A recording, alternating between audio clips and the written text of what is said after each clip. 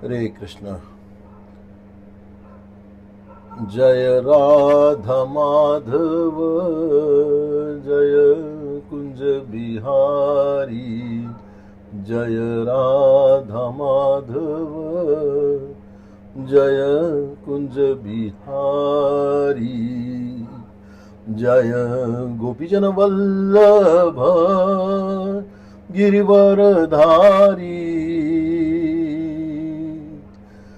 जसोदानंदन ब्रज जनरंजन, जसोदानंदन ब्रज जनरंजन, यमुना तीरा वनचारी, जय राधा माधव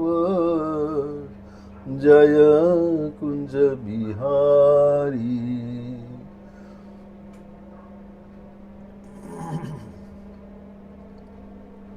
हरे कृष्णा कृष्ण कृष्ण हरे हरे, हरे राम राम राम हरे हरे।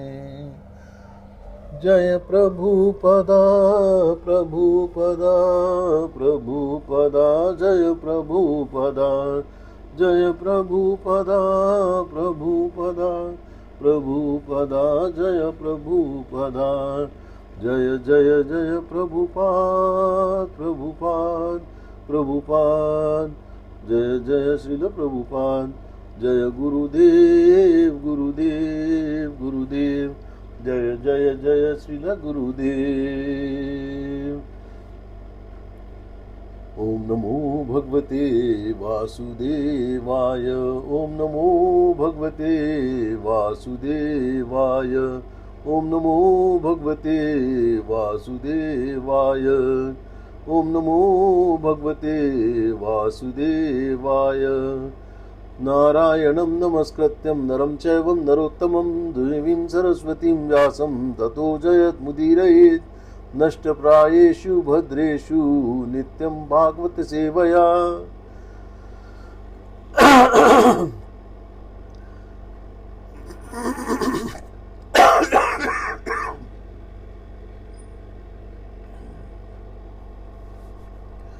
भगवदुक्तं श्लोके भक्तिर्भवति नैष्ठिकी।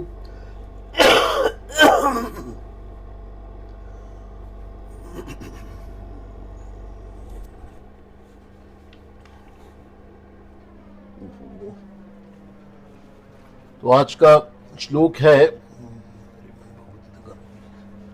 10th चैप्टर से 10वें नंबर का श्लोक।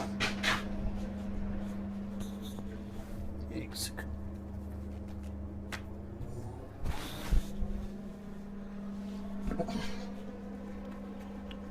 समझ रहा हूँ थोड़ा सा मुझसे मिसप्लेस हो गया।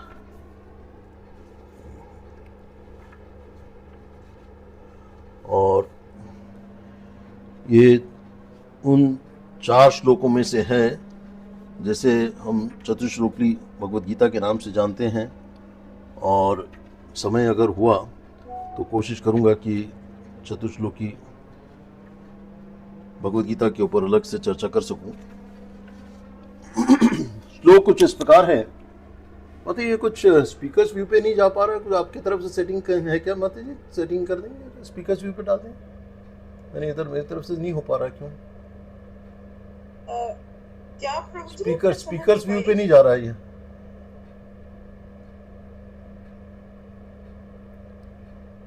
नॉट स्पीकर व्यू पे नहीं जा रहा। स्पॉटलाइट करना है। हाँ जी हाँ जी हाँ जी। ओह सॉरी मैंने आपकी वीडियो स्टॉप कर दी। प्रभु जी दोबारा से ऑन कीजिए, 1 मिनट में आपको। एक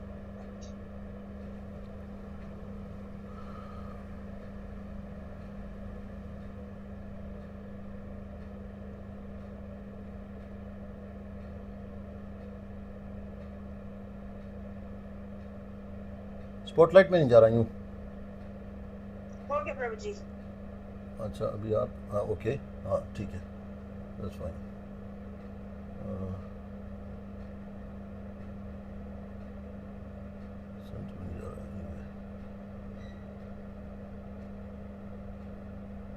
ओके, ठीक। तो श्लोक इस प्रकार है, तेषां सतत युक्तानां भजतां प्रीतिपूर्वकं ददामि बुद्धि योगम तम येन माम उपयान्ति ते। तेषां मतलब उन, सतत युक्तानां मतलब सदैव लीन रहने वालों को, भजतां मतलब भक्ति करने वालों को, प्रीतिपूर्वकम मतलब प्रेम भाव सहित, ददामी मतलब देता हूं, बुद्धि योगम मतलब असली बुद्धि, तम मतलब वह, ये मतलब जिससे, और माम मतलब मुझको, उपयांति ते मतलब प्राप्त होते हैं, ते मतलब वे जो प्रेम पूर्वक मेरी सेवा करने में निरंतर लगे रहते हैं, उन्हें मैं ज्ञान प्रदान करता हूं, जिसके द्वारा वे मुझ तक आ सकते हैं। ये अभी भी सेंटर में नहीं जा रहा है, पूरा स्पीकर व्यू नहीं आ रहा है। Anyway, just continue, can't help it, technology at times may not help. Speaker view में अभी भी ऐसा ललिता इधर क्यों लेफ्ट में बना हुआ पता नहीं। Anyway, doesn't matter, it's okay. तात्पर्य जय श्री प्रभुपाद की जय। इस श्लोक में बुद्धि योगम शब्द अत्यंत महत्वपूर्ण है। हमें स्मरण हो कि द्वितीय अध्याय में भगवान ने अर्जुन को उपदेश देते हुए कहा था कि मैं तुम्हें अनेक विषयों के बारे में बता चुका हूं और अब मैं तुम्हें बुद्धि योग की शिक्षा दूंगा। अब उसी बुद्धि योग की व्याख्या की जा रही है। बुद्धि योग कृष्ण भावनामृत में रहकर कार्य करने को कहते हैं और यही उत्तम बुद्धि है।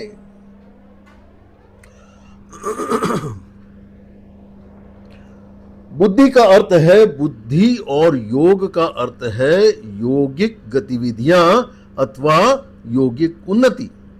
जब कोई भगवत धाम को जाना चाहता है और भक्ति में वह कृष्ण भावनामृत को ग्रहण कर लेता है तो उसका यह कार्य बुद्धि योग कहलाता है।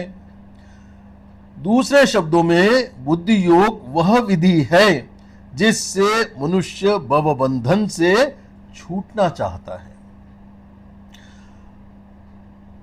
दूसरे शब्दों में उन्नति करने का चरम लक्ष्य कृष्ण प्राप्ति है। लोग इसे नहीं जानते, अतः भक्तों तथा प्रमाणिक गुरु की संगति आवश्यक है। मनुष्य को ज्ञात होना चाहिए कि कृष्ण ही लक्ष्य है और जब लक्ष्य निर्दिष्ट है तो पथ पर मंद गति से प्रगति करने पर भी अंतिम लक्ष्य प्राप्त हो जाता है।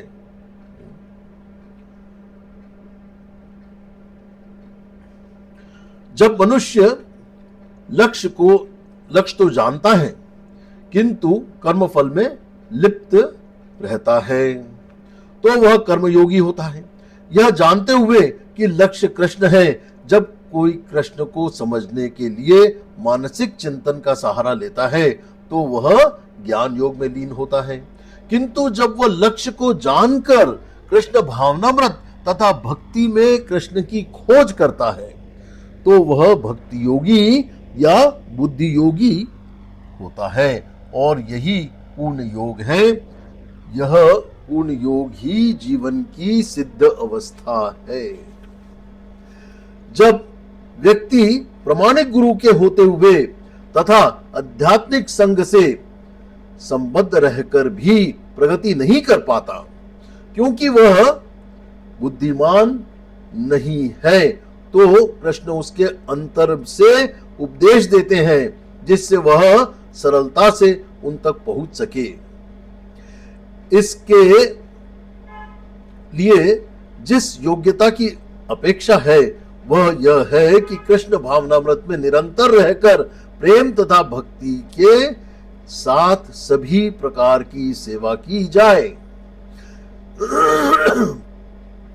उसे कृष्ण के लिए कुछ न कुछ कार्य करते रहना चाहिए किंतु प्रेम पूर्वक। यदि भक्त इतना बुद्धिमान नहीं है कि आत्म साक्षात्कार के पथ पर प्रगति कर सके, किंतु यदि वह एकनिष्ठ रहकर भक्ति कार्यों में रत रहता है तो भगवान उसे अवसर देते हैं कि उन्नति करके अंत में उनके पास पहुंच जाए। तो ये श्लोक के बाद हम थोड़ा सा मंगलाचरण से आगे शुरू करेंगे। और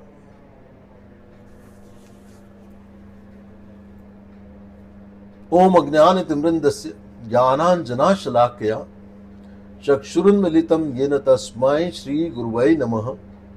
श्री चैतन्य मनोभीष्टं स्थापितं येन भूतले स्वयं रूप कदा मह्यं ददाति स्वपदान्तिकम्। वंदे अहम श्री गुरुन् श्रीयुतपथकमलम्।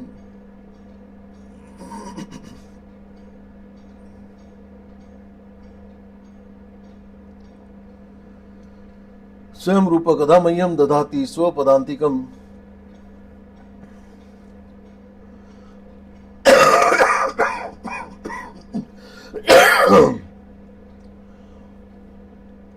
वंदेहम श्री गुरुं श्रीयुतपथकमलम्। श्री गुरुन् श्री वैष्णवाश्रम श्री रूपम साग्र जातम सगन ललिता श्री विशाखा विंताक्ष च।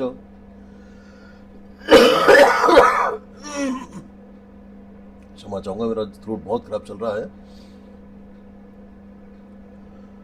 साद्वैतम सावधूतम परिजन सहितम श्री कृष्ण चैतन्य देवम श्री राधा कृष्णन पादान श्री रघुनाथ कृष्ण चैतन्य देवम श्री राधा कृष्ण पादान सगन ललिता श्री विशाखा विंताक्ष च। हे कृष्ण करुणा सिंधु दीन बंधु जगतपते गोपेश गोपिका कांता राधा कांता नमोस्तुते।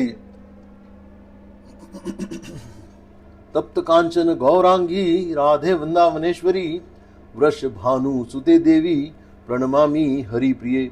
वांछा कल्पतरुभ्यश्च कृपा सिंधुभ्येव च पतितनाम पावनेभ्यो वैष्णवेभ्यो नमो नमः।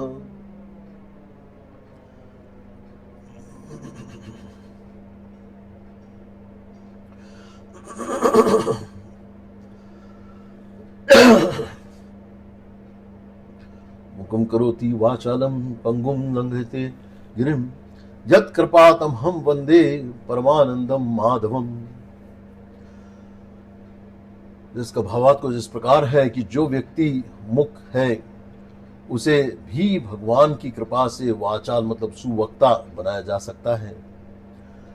मैं अपने परम आराध्य श्री राधा गोविंद जी, बलराम, सुभद्रा, जगन्नाथ जी, नरसिंह देव भगवान जी, गौरानिताई, श्री प्रभुपाद, श्री गुरु महाराज, मेरे शिक्षा गुरु आनंद माधव प्रभु जी, पद्मावती माता जी, केशव किशोर प्रभु जी, तपस्विनी बिमला माता जी, अनंत कृष्ण प्रभु जी, मोहिनी गोपी माता जी एवं सभी वरिष्ठ वैष्णवों के चरणों का आश्रय लेते हुए अपने आशीर्वाद प्रदान करने की विनंती करते हुए आज के इस श्लोक के बारे में चर्चा करने का प्रयत्न करूंगा।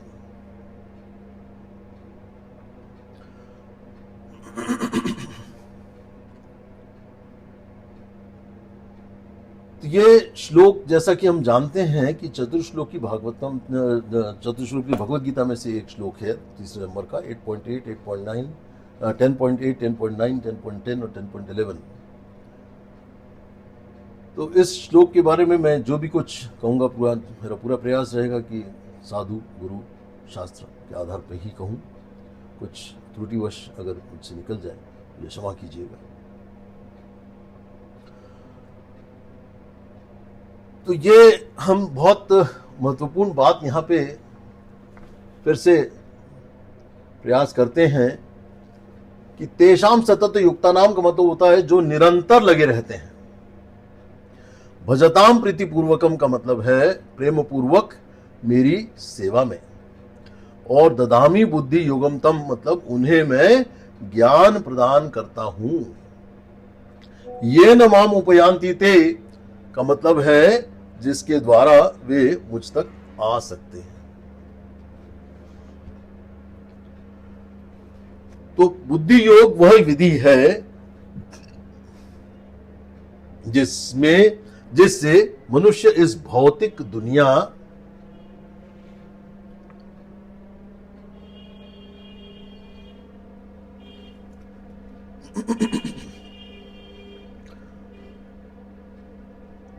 के बंधनों से बाहर निकलता है।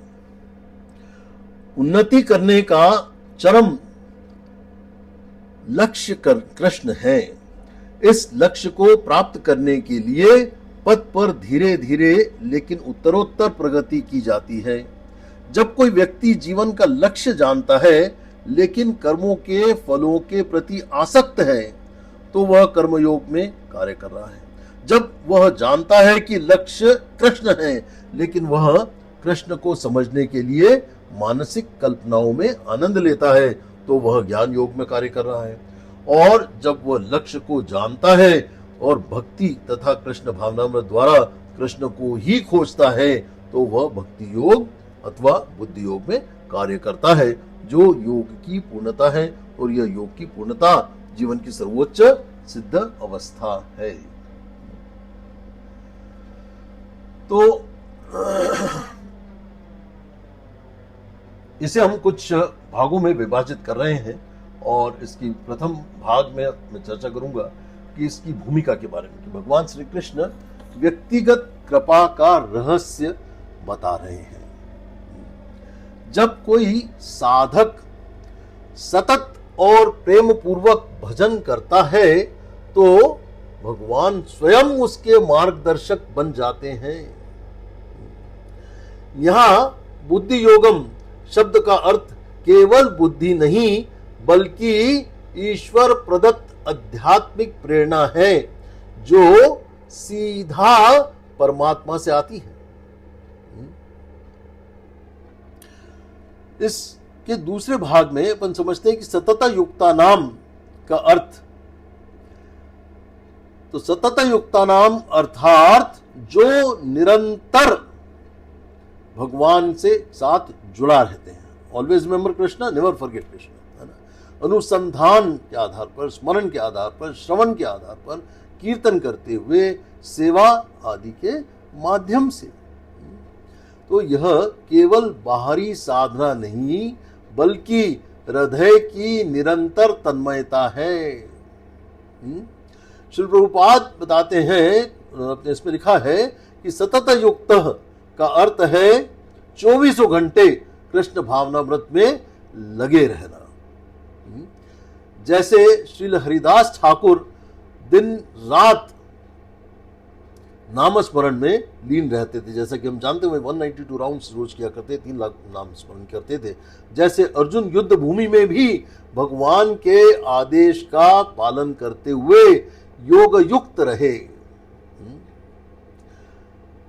एक और उदाहरण जानते हैं कि श्री प्रभुपाद ने न्यूयॉर्क में भक्तों को प्रेरित किया कि भक्ति का अर्थ है हर काम को कृष्ण के लिए करना। जब जीवन के हर कार्य में कृष्ण जुड़ जाते हैं वही सतत युक्तता है।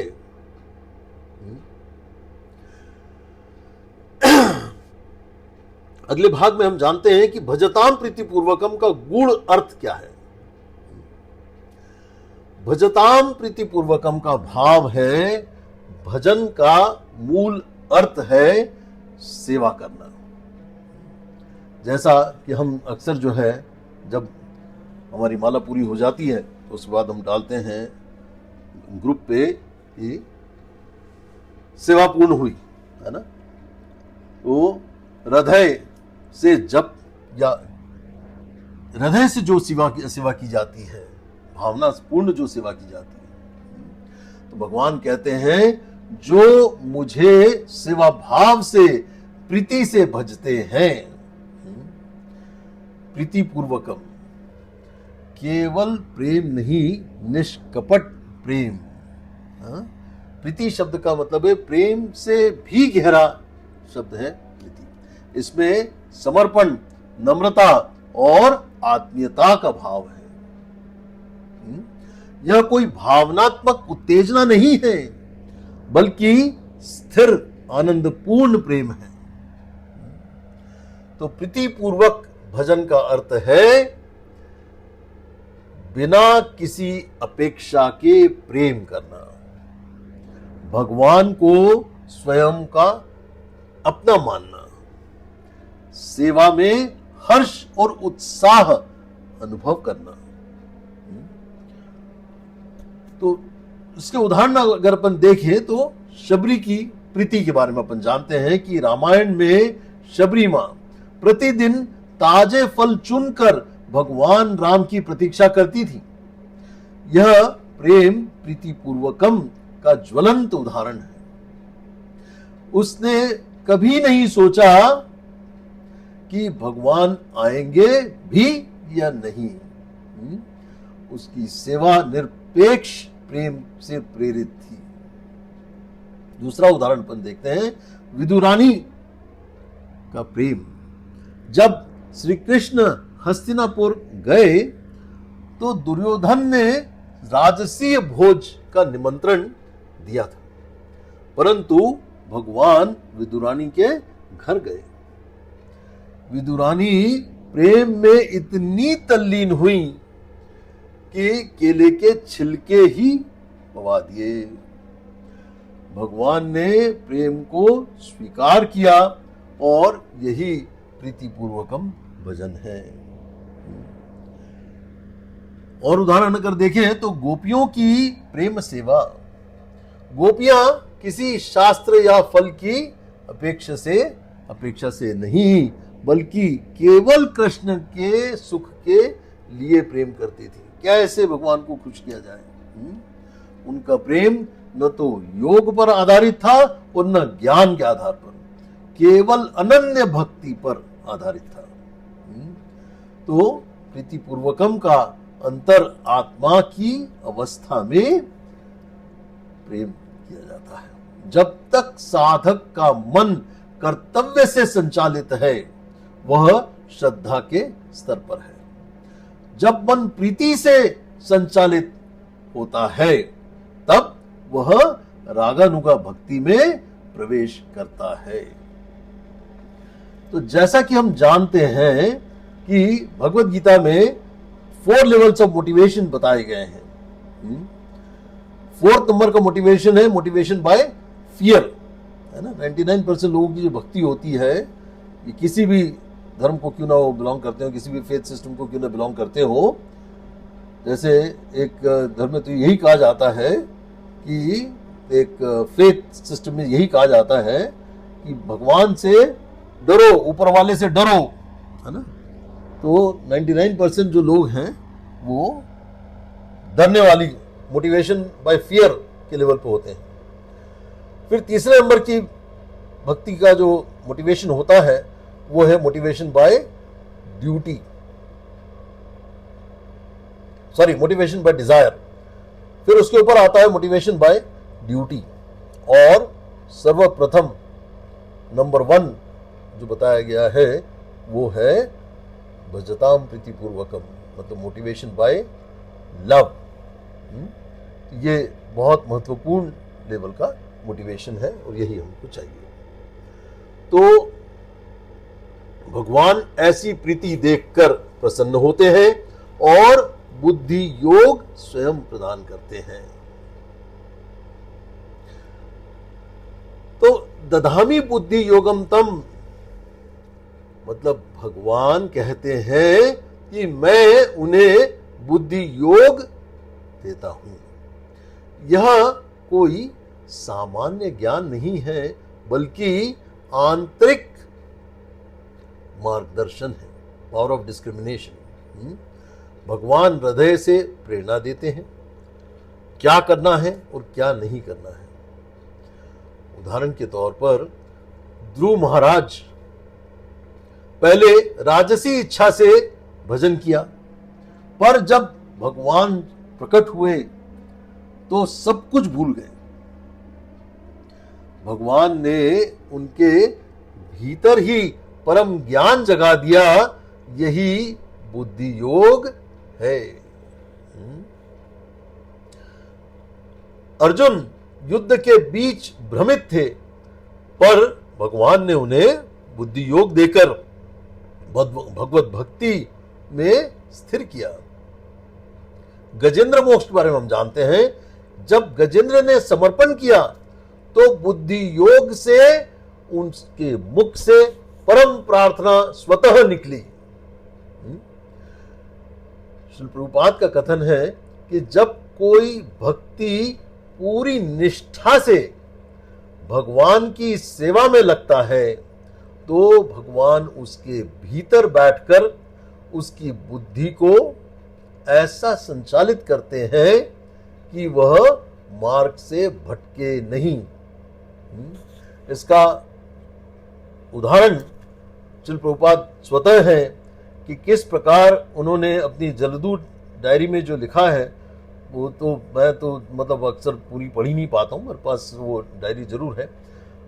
उनके हैंडराइटिंग वाली डायरी मुझे चिपवाड़ा टेम्पल में देखने को मिली थी और बहुत ही खूबसूरती से किस प्रकार से उनका इतना स्ट्रॉन्ग कन्विक्शन और स्ट्रॉन्ग कनेक्शन भगवान से था, वो अपने आप में जो है भजताम प्रीति पूर्वकम का और ददामी बुद्धि योगम तम का सर्वश्रेष्ठ उदाहरण है अपने आप में। ठीक है, तो यहां पे एक और बहुत महत्वपूर्ण बात जो है, एक पर्पट की तरफ मैं आपका ध्यान दिलाना चाहूंगा। अगर आपके पास भागवतम का 3rd कैंटो रखा हुआ है तो इसमें 3rd कैंटो के 13वें चैप्टर को ओपन करें और 49 नंबर का श्लोक खोलिए। ठीक है, और इसमें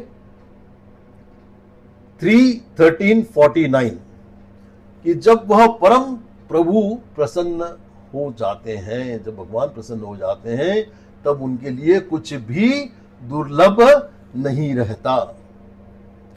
जो व्यक्ति अनन्य भाव से उनकी भक्ति निरंतर नित्य करता है, उनके हृदय में स्थित भगवान स्वयं उसकी परम गति का प्रबंध करते हैं।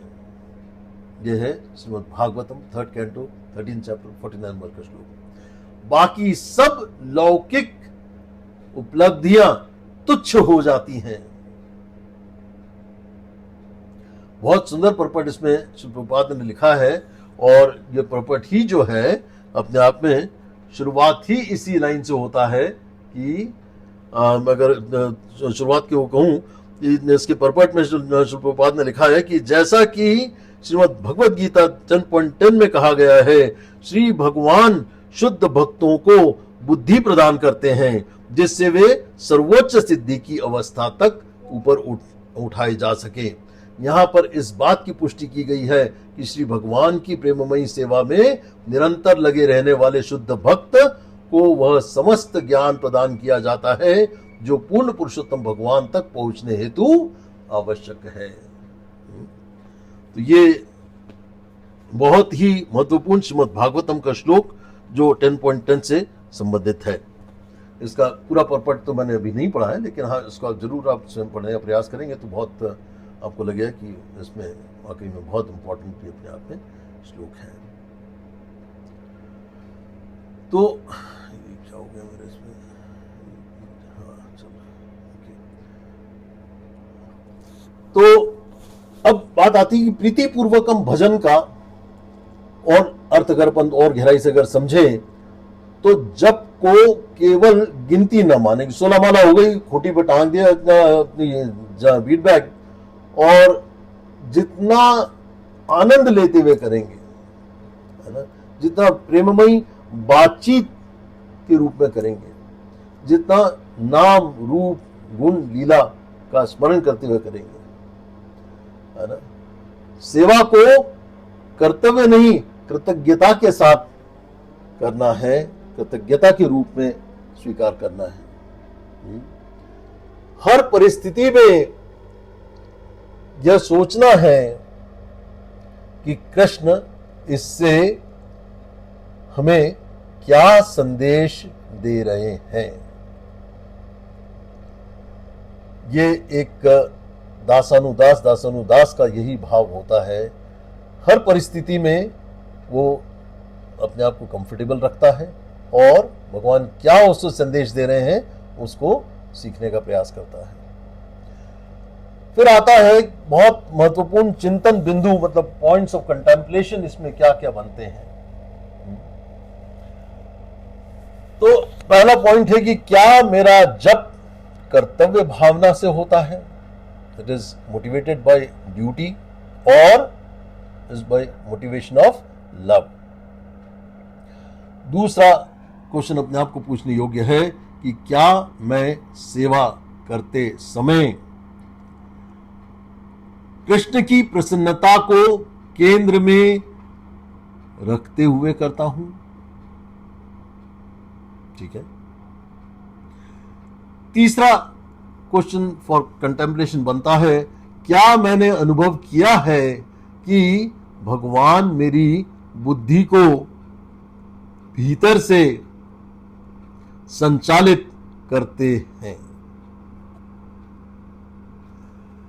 इन प्रश्नों के अगर आप अटेम्प्ट ऑनलाइन भी करना चाहें तो अपन 2-4 मिनट दे सकते हैं। अगर कोई ऐसा लगता है कि यस, इस क्वेश्चन को मैं अटेम्प्ट करना चाहूँगा या चाहूँगी तो स्वागत है। आपको चाहिए तो मैं प्रश्न फिर से दोहराता हूँ। प्रथम प्रश्न हमारे कंटेम्पलेशन में बनता है इसमें कि क्या जप के बारे में है कि क्या मेरा जप कर्तव्य भावना से प्रेरित है या भजताम प्रीति पूर्वकम की तरह प्रेरित है। Anybody would like to attempt this question? क्योंकि ये बहुत महत्वपूर्ण है, इससे हमको इस श्लोक। जी माता जी, श्री सुंदरी माता जी, स्वागत है। हरे कृष्णा प्रभु जी, धन्यवाद प्रणाम। जी माता, धन्यवाद प्रणाम, स्वागत है माता जी। प्रभु जी, जो मैं कृपया एक बार प्रश्न फिर से दोहराएंगे प्रभु? हाँ, प्रश्न है कि जो हमारा जप होता है, क्या मेरा जप कर्तव्य भावना से होता है या भजताम प्रीति पूर्वकम की तरह होता है, या प्रीति पूर्वकम होता है। Is my japa is motivated by sense of duty और by sense of love. Okay, Hare Krishna Prabhu ji, धन्यवाद प्रणाम। जी प्रभु जी, मैं बहुत ईमानदारी से बात करूंगी। मेरा जो ये भाव है अभी तो मिश्रित भाव में है प्रभु, क्योंकि मैं दीक्षित हो चुकी हूँ तो मुझे लगता है कि मुझे तो 16 माला पूरे ही करने हैं। पर मैं धीरे धीरे ये देख रही हूँ कि वो प्रीति पूर्वक भी आता जा रहा है। पर मैं कहूँगी कि हाँ, 50% से थोड़ा ऊपर ही है कि मुझे लगता है कि मुझे भजन करना ही चाहिए। और मैंने ऐसा देखा है कि जब मैं बहुत ध्यान पूर्वक भजन करती हूँ, माला करती हूँ, तो मेरे माला भी बहुत जल्दी कंप्लीट होते हैं। नहीं तो क्योंकि मेरा अगर ध्यान भटक गया तो माला लंबी नहीं चलती है। पर जब मैं एकदम पूरा बीट बाय बीट में एक एक माला को जब पकड़ती हूँ तो उस हिसाब से मुझे मेरी माला भी अच्छे से होती है और बहुत जल्दी पूर्ण भी होती है। तो मेरा तो मिश्रित भाव है प्रभु जी, और मैं कोशिश कर रही हूँ। बहुत सुंदर बात है माता जी, बहुत सुंदर बात है, बहुत सुंदर बात है, बहुत अच्छी बात आपने कही। और इस बात का आप अनुभव कर रहे हैं, अपने मोटिवेशन लेवल को अपन इम्प्रूव करने का प्रयास कर रहे हैं, ये बहुत महत्वपूर्ण बात है, बहुत अच्छी बात है। जी माता जी, और भी किसी का हाथ हैंड रेस था, अभी गायब हो गया। और कोई बताना चाहता है, और कोई साझा करना चाहता है अपना अनुभव, अपने रियलाइजेशन इसके बारे में, इस प्रश्न के ऊपर? जी माता जी, रेवती माता जी, फिर अंशुल प्रभु जी, फिर ब्रज किशोर माता जी। रेवती माता जी, जी कहिए। धन्यवाद प्रणाम। धन्यवाद प्रणाम माता जी। सुंदर क्लास है। और आपने जो ये प्रश्न पूछा है वास्तव में बहुत टची है। ईमानदारी से कहें तो कभी जब होते हैं ड्यूटी समझ के, कभी होते हैं सेवा भाव समझ के, डर से भी होते हैं प्रभु, कि डर लगता है कि अरे गुरु महाराज की आ गया है, भगवान जी ने आज्ञा दिया है कि 16 जब तो हर हालत में होने। कभी कभी भगवान के प्रति समर्पण भाव से भी होते, तो ईमानदारी से कहते ये सारे चारों ही आते हैं प्रभु। हरे कृष्णा। बहुत बढ़िया, बहुत अच्छी बात है। होता है, पांचों दिन जिस प्रकार पांचों उंगलियां समान नहीं होती हैं, हमारे हर दिन एक जैसा नहीं हो सकता। भौतिक दुनिया में कई बार बहुत बुरी तरह से उलझाए रखती है। कई बार हमारे रिस्पॉन्सिबिलिटीज़ भी इस तरह से हो जाती हैं जो हमें चाह करके भी, और हर दिन कुछ ना कुछ अलग अलग हमारी वर्क परफॉर्मेंसेज रहती हैं, कुछ कभी क्या करना है कभी क्या करना है, एक दिन एक जैसा समान नहीं हो पाता जी। और आनंद कृष्ण प्रभु जी स्वागत है। हरे कृष्ण प्रभु जी, धन्यवाद जी हरे कृष्ण प्रभु। प्रभु जी मेरा तो जो मतलब अनुभव है कि मैं तो अभी तक उस स्थिति में पहुंच ही नहीं पाया हूँ कि भगवान से प्रेम या उसके हिसाब से जप हो सके। आप लोगों का आशीर्वाद, वैष्णव का, भगवान का आशीर्वाद था तो शायद कभी स्थिति वो आएगी। अभी तो प्रभु जी फ्रैंकली स्पीकिंग अपनी स्थिति तो वही है कि एक तरीके से कर्तव्य का सोच के ही जपा कर रहे हैं। प्रभु जी हरे कृष्ण। बहुत अच्छी बात, बहुत बिल्कुल। देखिए ये प्रश्न अपने आप में कंटेम्पलेटिव क्वेश्चन इसलिए है कि अपनी अवेयरनेस, मेडिटेशन के 4 कंपोनेंट्स होते हैं, अवेयरनेस, कंटेम्पलेशन, फोकस, कंसंट्रेशन और विजुअलाइजेशन, है ना। इन 4 चीज़ों को मिला करके ही बनता है मेडिटेशन, और इसी के लिए इसको कहते हैं चैंटिंग मेडिटेशन, है ना। बहुत सुंदर रियलाइजेशन से प्रभु जी, तो लगे रहें, जर्नी चलती रहे आगे।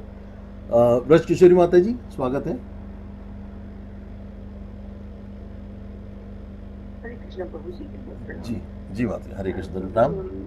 अपना अनुभव यही बताते हैं कि जैसे कहा कि जब किस तरह का करना है, कैसे करना है, पर प्रभु जी मैंने अपना अनुभव मेरा ये है, अगर सुबह जल्दी उठ के अगर हम जो कर पाते हैं जब, वो क्वालिटी ऑफ जब होता है और भगवान से सानिध्य भी महसूस करते हैं और शीघ्र भी होता है। बहुत सुंदर। और अभी बहुत ही इनिशियल स्टेज में हम लोग हैं, बल्कि लगता भी है कि पूरा साल होने को आ रहा है, तभी भी अभी हम अपने को ऐसा ही सोचते रहेंगे तो कैसे काम चलेगा। पर जब रह जाता है प्रभु जी जब, तो जो हम उसको अपना वायदा किया उसको पूर्ति करने के लिए करते हैं, तो प्रभु जी मैं उसको पूर्ति तो जरूर कर लेती हूँ, दोपहर तक किया, शाम तक किया, पर उसको मैं मानती हूँ कि मेरे को क्षमा करना, मैंने खाली ये पूर्ति किया है, ये मेरा जब का क्वालिटी ठीक नहीं है प्रभु जी। क्योंकि कितना भी हम अलग बैठे करें, दिमाग ऐसा घूमता है दिन में कि इधर से ये उधर वो, बिल्कुल जो सुबह हो पाता है वही क्वालिटी ऑफ जब होता है। बिल्कुल सही बात है। जैसे इसलिए कहते हैं अर्ली मॉर्निंग आवर्स जो है, इसीलिए 7 बजे पहले हो जाता है, तो वो सतोगुणी समय है। फिर जो है 8-9 बजे बाद रजोगुणी समय चालू हो जाता है, तो थॉट्स को बिल्कुल बम्बार्डमेंट माइंड में होने लग जाती है, तो भटकाव बहुत स्वाभाविक है, सभी का वही अनुभव रहता है। बहुत सुंदर माता जी, बहुत सुंदर जी। पवित्र सखी माता जी। हरे कृष्ण प्रभु जी, धन्यवाद माता जी। सॉरी प्रभु जी, ये भाव मेरा भी रहता है, जैसे कि कभी ज्ञान का भाव रहता है, कभी बुद्धि का, कभी भय भी उत्पन्न होता है कि हुआ या नहीं हुआ या कैसा हुआ। जैसे कि भगवान ने बताया भी, अच्छा गीता के अध्याय 10 में श्लोक नंबर 4 और 5 में भगवान ने बताया कि बुद्धि ज्ञानम सम्मोह सम्मा सत्य दम समय सुखम दुखम भव भाव भयम भयमेव च अहिंसा समता तुष्टो दानम यशो यश है भगवान के भाव भूताना मध्य एवं पृथक विधान। यानी कि भगवान ने कहा कि बुद्धि ज्ञान असमोह क्षमा सत्य दम सम तथा सुख दुख उत्पत्ति विनाश भय अभय और अहिंसा समता संतोष तप दान यश और अपयश। प्राणियों के अनेक प्रकार के अलग अलग देश भाव मुझसे ही होते हैं, यानी कि सभी भाव भगवान में ही है और भगवान ही से वो सब भाव हमारे अंदर आते हैं।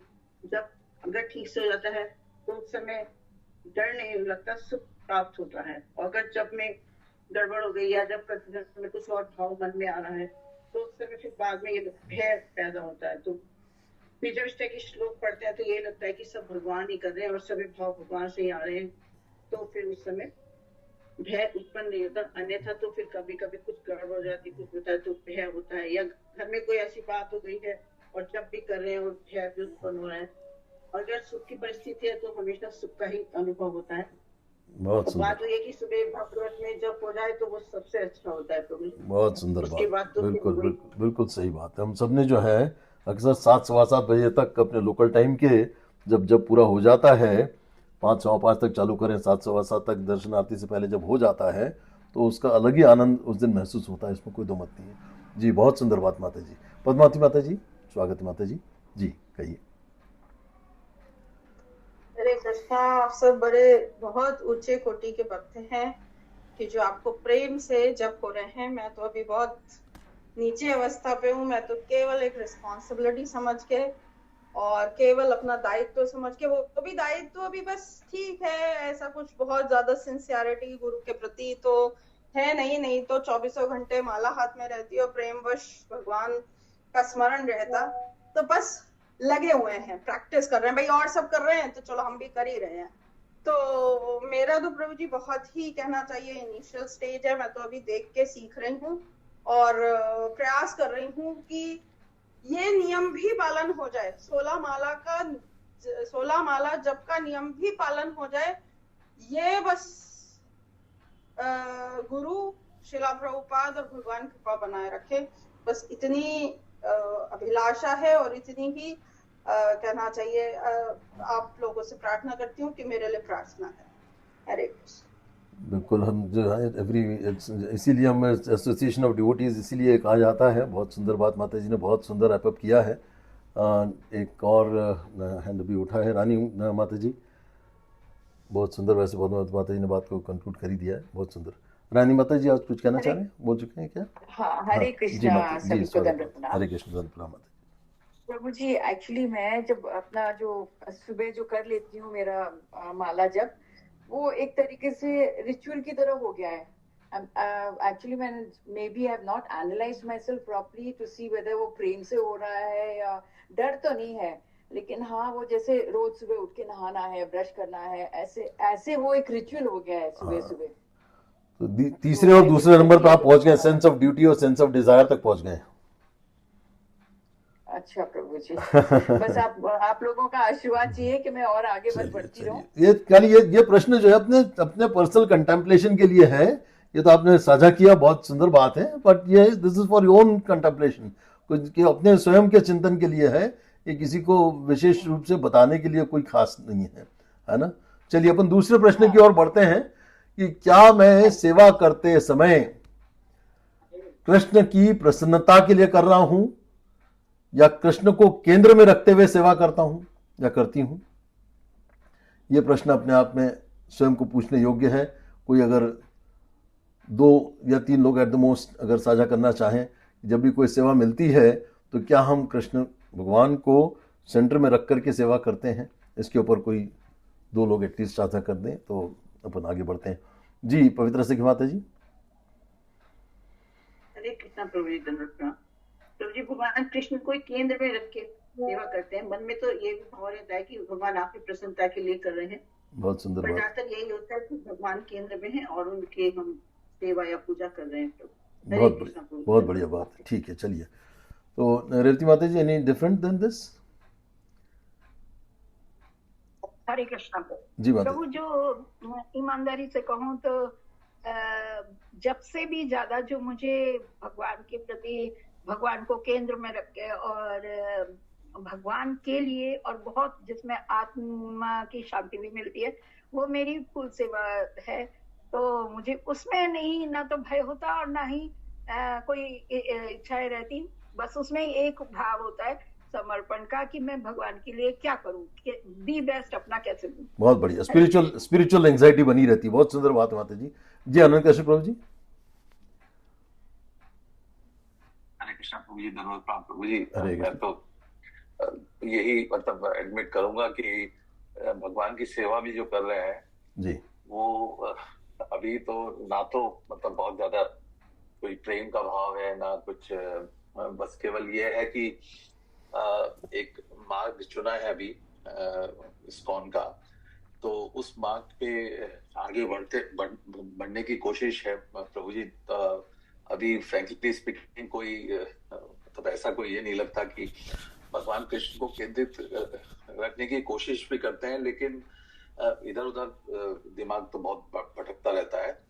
तो अभी तो बिल्कुल समझिए नर्सरी क्लास में है, और जो भी सेवा कर रहे हैं मैं अपने लिए कह रहा हूँ, उसमें ना तो भाव है और भगवान को केंद्रित भी कर पाना तो मतलब मुश्किल है। कोशिश है, बस अभी जारी है। लेकिन बहुत अच्छी बात है। इसको अगर एक सेंटेंस में इसको समराइज करूं तो इंदौर से अगर मुझे बॉम्बे जाना है, मगर सही रास्ते में हो तो कभी न कभी तो पहुंच ही जाऊंगा।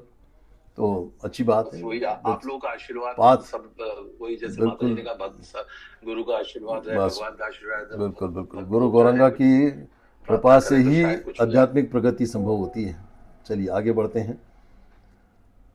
और फिर एक प्रश्न पे मैंने अभी चर्चा करी थी कि क्या मैंने अनुभव किया है कि भगवान मेरी बुद्धि को भीतर से संचालित करते हैं। इस रियलाइजेशन के बारे में कोई चर्चा करना चाहेगा? इसमें हम केवल 2 ही लोगों तक रेस्ट्रिक्टेड रखते हैं। क्या आपको लगता है that your power of discrimination is developing since you are in spirituality? कौन साझा करना चाहेगा? जी रेवती माता जी। रेवती माता जी अनम्यूट करके साझा करें। हरे कृष्णा प्रभु। तो सॉरी गलती से था। अच्छा कोई बात नहीं। अनकृष्ण प्रभु जी।